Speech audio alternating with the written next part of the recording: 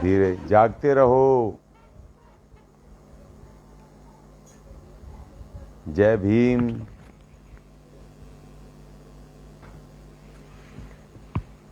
जय संविधान, जय भारत। सभी साथियों का स्वागत है। आज जागते रहो में हम चर्चा करेंगे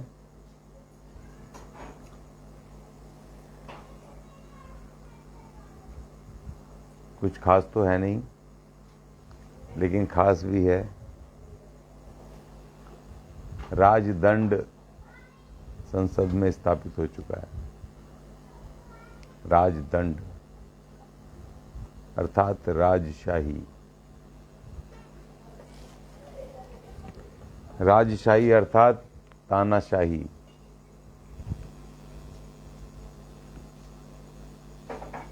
आज मैं सुन रहा था कि जो कल पहलवानों के साथ जो हुआ, दुनिया ने देखा। एक तरफ संसद का उद्घाटन हो रहा था,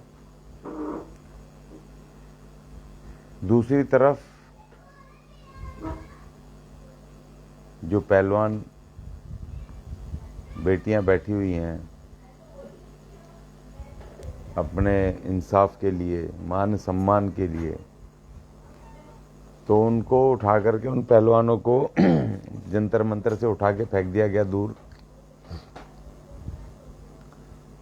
और शाम को रिलीज़ किया गया। लेकिन रिलीज़ करने के साथ साथ, रिलीज़ तो कर दिया उनको, पहले कह रहे थे डिटेन किया है, डिटेन हिरासत में।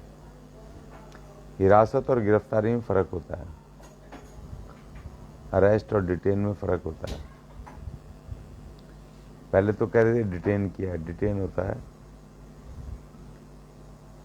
कि उस वक़्त तनाव को कम करने के लिए या फौरी उसके लिए, किसी भी घटना को रोकने के लिए हिरासत में ले लेते हैं कुछ समय के लिए। जब माहौल ठंडा होता है तो छोड़ देते हैं,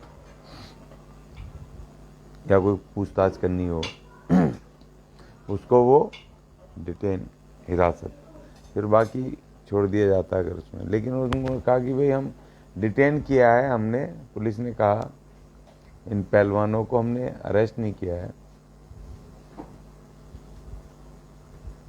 और रात को उनको, किसी को रात को छोड़ा, किसी को सुबह छोड़ा, किसी को छोड़ा। लेकिन सुबह पता चला कि भैया ये तो इनके खिलाफ इन्होंने केस बना दिए, पहलवानों के खिलाफ।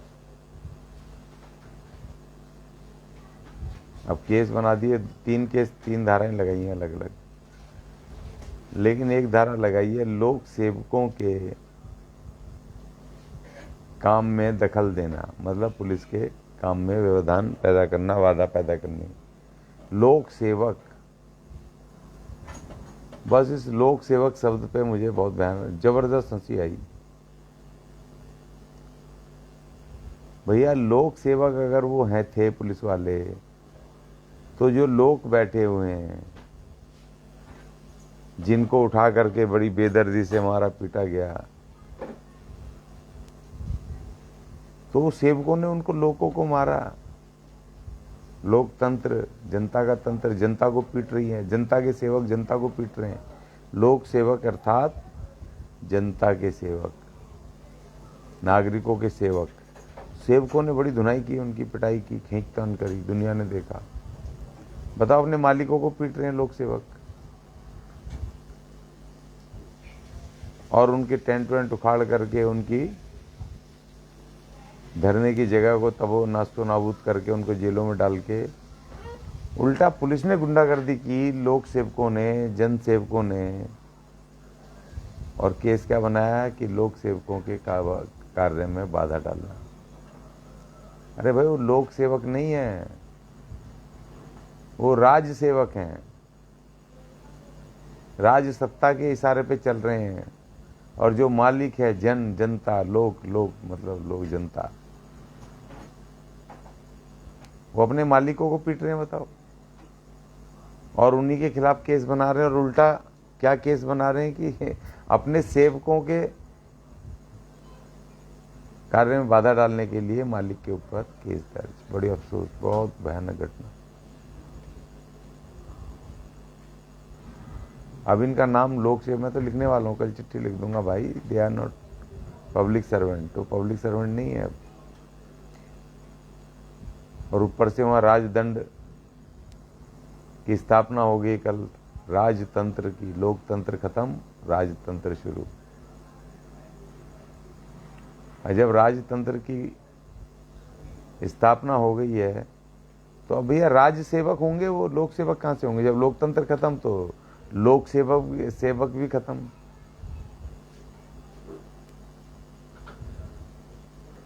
जो सत्ता के इशारे पर जनता के विरुद्ध गैर संवैधानिक काम कर रहे हैं, कृत्य कर रहे हैं। एक तो उन्होंने बनाया कि भैया इन्होंने गैर कानूनी तरीके से, अवैध रूप से धरना देने के खिलाफ एक धारा लगाई है। बड़ी अफसोस की बात।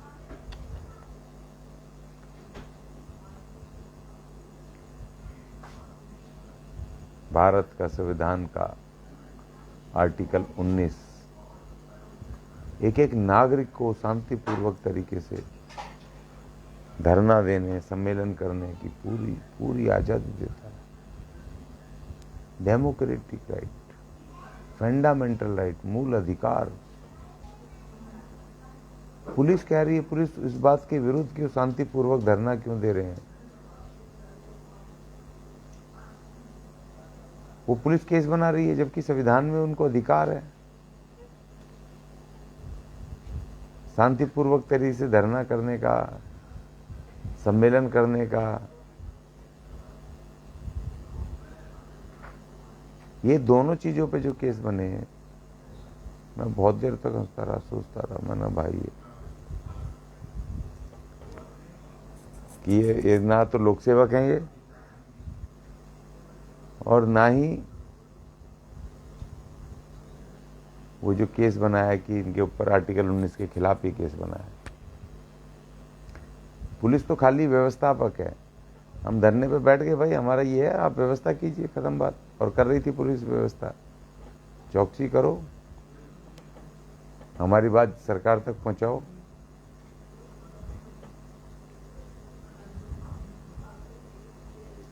ये तमाम चीजें जो हो रही हैं देश के अंदर, वैसे भारी परिवर्तन की तरफ बढ़ रहा है देश ना,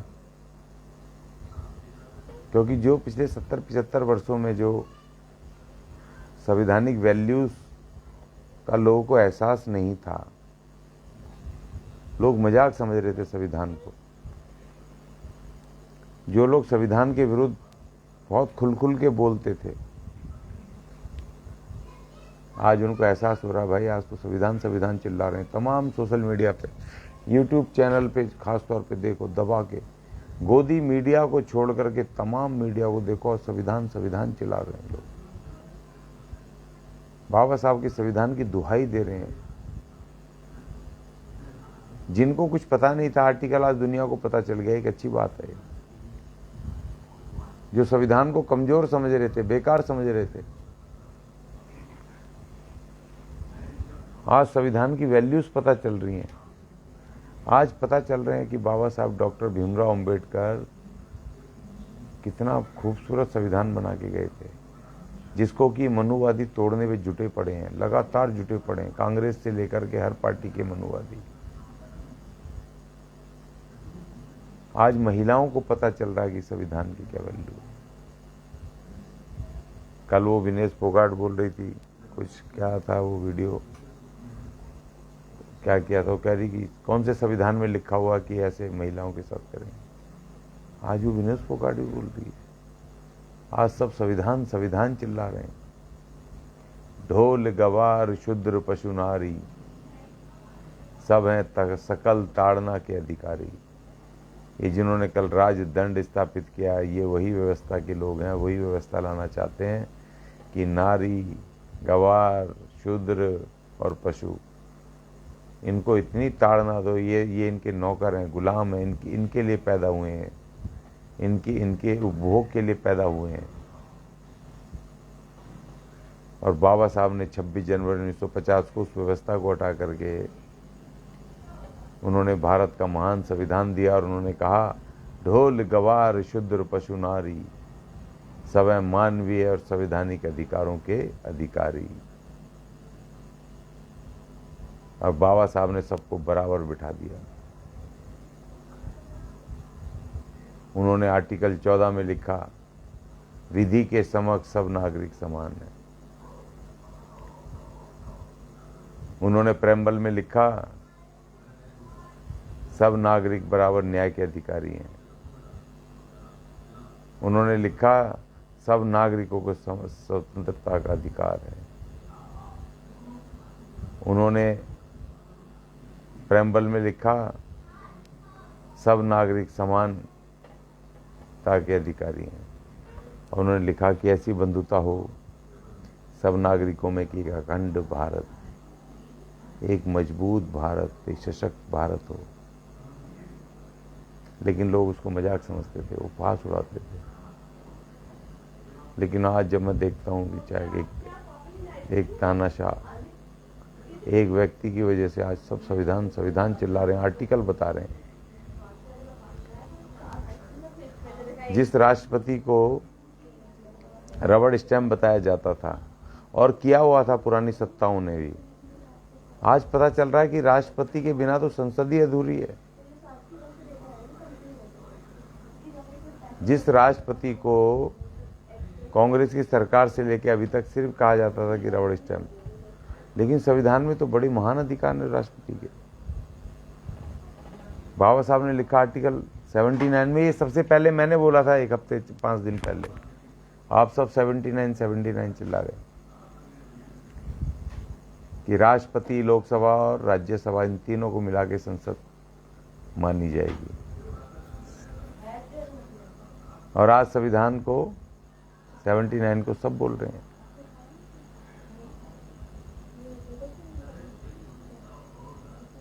तो मैं ये कह रहा हूँ भैया जागते रहो। मैं ज़्यादा कुछ तो नहीं कह सकता। कुछ लोग ये भी कह रहे हैं भाई, लोग सुनते तो हैं मगर मानते नहीं है, मत मानो।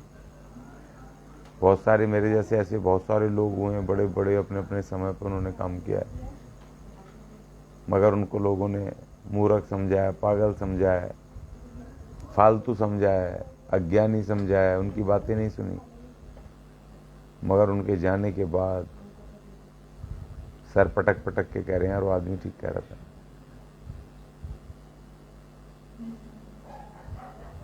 इस सब झगड़े में सबसे बड़ा नुकसान, ये जितने भी प्रक्रिया चल रही है, सबसे भारी नुकसान SC/ST के लोगों को होगा।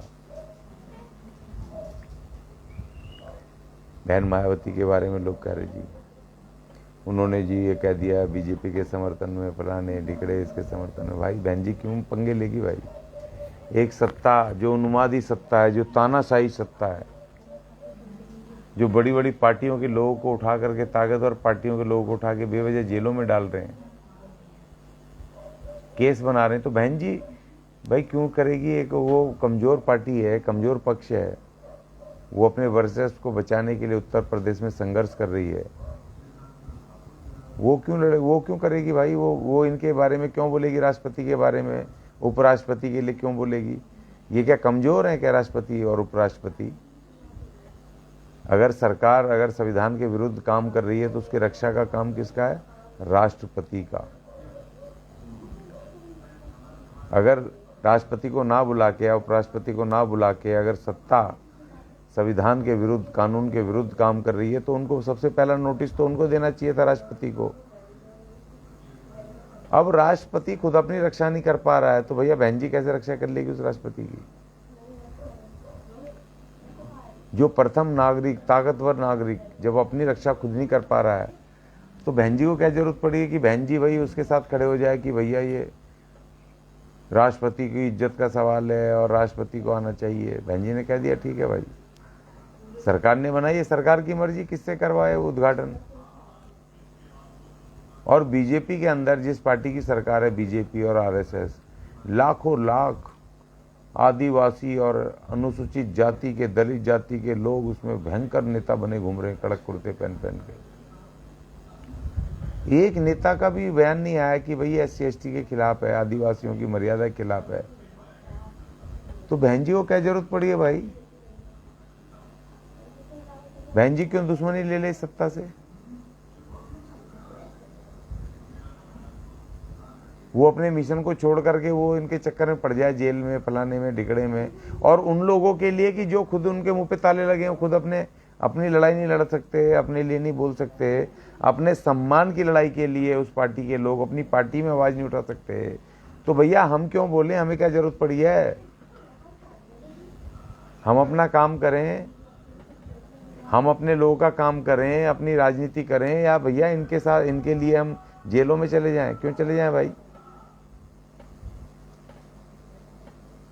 हम उस सत्ता से क्यों लें? हम तो नरेंद्र मोदी जी से क्यों पंगे लें भाई? मुझे बताओ, क्यों बहन जी उनसे टकराव मोल ले?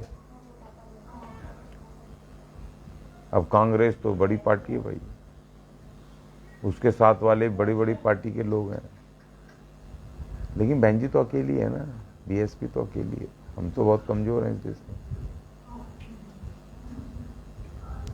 तो बहन जी ने जो फैसला लिया, मैं तो बहुत ही खुश हूँ, बहुत ही खुश हूँ। जो उन्होंने कहा कि भाई हम क्यों करें, ये आदिवासी सम्मान से क्यों जोड़ रहे हो? जब आदिवासी लीडर, जब खुद राष्ट्रपति, जब उसको खुद अपनी इज्जत का वो नहीं है, एहसास नहीं है कि एक आदिवासी का वो हुआ है, अपमान हुआ है, उनको संसद में ना, उद्घाटन में ना बुला के, उद्घाटन तो छोड़ो, उसमें समारोह में भी न बुला करके, तो भाई हमें क्या जरूरत पड़ी है? हम क्यों बेफजूल में हम वो करें? हम वो काम करेंगे जिससे अपने लोगों का, हम उनको एकता कर पाएँ और अपने लोगों की राजनीतिक ताकत के लिए लड़ेंगे। हम 2024 की तैयारी कर रहे हैं, हम इन झगड़ों में क्यों पड़े? अब अगर 2024 में हम अगर तैयारी करें और बहन जी जीत गई 40-50 सीटें और गठबंधन की सरकार बननी है, तो वो प्रधानमंत्री बन के आएगी, सीधे संसद में आ जाएगी। हमारे लोग खुद ही उलझुल बकवास करे जा रहे हैं, बातें करे जा रहे हैं, बहन जी खिलाफ बोले जा रहे हैं। भाई क्यों बोल रहे हो भाई? तुम्हें क्या पता राजनीति का, क्या पता सत्ता का, व्यवस्था का? क्यों बेकार में बोले जा रहे हो यार? नहीं पता तो मत बोलो। अब अगर कांग्रेस के नेतृत्व में 20 पार्टियां अगर कांग्रेस की भाषा बोल रही हैं, तो बहन जी भी बोले भाई, बहन जी को क्या, बहन जी फिर कांग्रेस में और बहन जी में क्या फर्क हो गया? हम क्यों बोलेंगे कांग्रेस की भाषा? हम एक पॉलिटिकल पार्टी हैं, हमारा अलग स्टैंड है, हमने बोल दिया भैया, अलग बोल दिया। और दूसरी बात ये समझनी चाहिए, हमारे लोगों को बहुत सारे घूम रहे हैं बुद्धिजीवी के नाम पर, पता नहीं कौन सी बुद्धि उनकी, कहाँ बुद्धि है, कुछ समझ से बाहर है। मेरी तो समझ में ही नहीं है उन बुद्धिजीवियों की, हमारे वो बुद्धि है कहाँ पर? यही कांग्रेस लड़ रही थी ना अंग्रेजों के खिलाफ। अगर बाबा साहब भी कांग्रेस की भाषा बोलते तो क्या संविधान दे पाते हमें? अगर वो सीधे सीधे अंग्रेजों से टकराव मोल ले लेते तो क्या हम यहां तक पहुंच पाते? मान्यवर काशीराम जी ने जब मिशन शुरू किया तो कांग्रेस के खिलाफ ही तो था। ये जो बीएसपी की आधारशिला रखी है, कांग्रेस के खिलाफ ही तो लड़ाई शुरू हुई थी। और मान्यवर काशीराम जी ने सीधे कांग्रेस से टकराव ना करके उन्होंने अपने लोगों को जगाया, घर घर जाके जगाया कि भाई राज सत्ता की वैल्यू बताई, उनको बताया कि तुम लड़ सकते हो, तुम अगर वोट अपना एक तरफ करो तो तुम जीत सकते हो, तुम राजा बन सकते हो, अपनी सरकार बना सकते हो। और सरकार में आके फिर जैसे ये कर रहे हैं, फिर वो आप भी ऐसे कर सकते हो, क्योंकि सत्ता में प्रशासन से लेके फौज, पुलिस, धन संपत्ति, सारा सिस्टम आपके हाथ में आ जाएगा। तो फिर आप अपने हिसाब से चलाना भाई। और बहन जी ने चलाया भी, जब 5 साल मुख्यमंत्री थी यूपी की, बताया उन्होंने कि सिस्टम क्या होता है, लॉ एंड ऑर्डर क्या होता है, काम कैसे किया जाता है। जिसकी सत्ता होती है, अभी कह रहे हैं राजदंड तो कर दिया भैया, उनकी मर्जी, करेंगे। पंडित जी बुला लिए खूब सारे, पूजा करवा रहे हैं तो करेंगे, क्योंकि जिसकी भी सरकार होती है वो अपने प्रतीकों को इकट्ठा करते हैं, इनकी गलती नहीं है।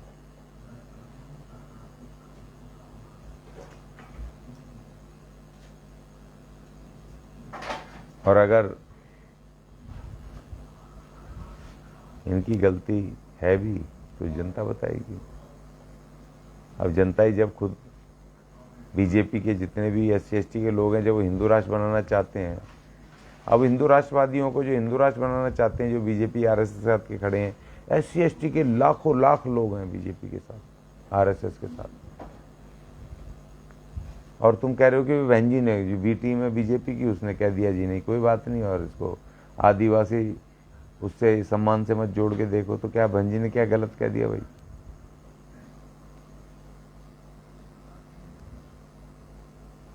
उनकी पार्टी का ना बोले, राष्ट्रपति खुद अपनी रक्षा ना करे, अपना सम्मान ना बचाए, राष्ट्रपति हम बचाएंगे। हम क्यों बचाएं भाई? जो भारत का प्रथम नागरिक, शक्तिशाली, और उल्टा संसद में अपना संदेश और भिजवा दिया, बढ़िया, शुभकामनाओं का।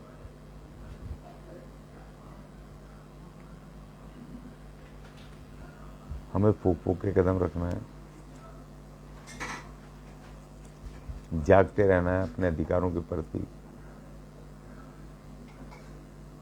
अपनी राजनीति के प्रति, और ये जो राज सत्ता क्या कर रही है आगे उस पर नजर रखनी है।